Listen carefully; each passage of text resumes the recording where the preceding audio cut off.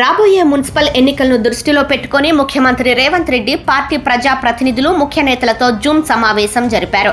ఈ సందర్భంగా ఎన్నికల వ్యూహంపై స్పష్టమైన దిశానిర్దేశం చేశారు. మున్సిపల్ ఎన్నికల్లో వ్యక్తిగత ఇష్టాలకు స్థానం ఉండకూడదని, గెలిచే అవకాశమున్న అభ్యర్థులకే బీ ఫారంలు ఇవ్వాలని సీఎం నేతలకు సూచించారు.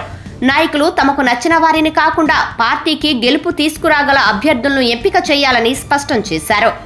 జూబ్లీహిల్స్ ఉప ఎన్నికలు మరియు కంటోన్మెంట్ ఎన్నికల అనుభవాలను ఉదాహరణగా ప్రస్తావించిన సీఎం అక్కడ నాయకులు సమిష్టిగా పనిచేయటం వల్లే విజయాలు సాధ్యమయ్యాయని చెప్పారు. అదే ఐక్యతను మున్సిపల్ ఎన్నికల్లోనూ కొనసాగించాలని పిలుపునిచ్చారు. మున్సిపల్ ఎన్నికల సమయంలో చైర్మన్, మేయర్ అభ్యర్థుల పేర్లను ముందుగానే ప్రకటించవద్దని సీఎం స్పష్టం చేశారు.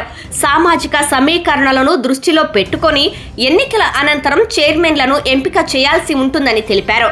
పార్టీ అంతర్గత విభేదాలు లేకుండా అందరూ కలిసికట్టుగా పనిచేస్తే మున్సిపల్ ఎన్నికల్లో విజయాన్ని సులభంగా సాధించవచ్చని సీఎం రేవంత్ రెడ్డి పేర్కొన్నారు.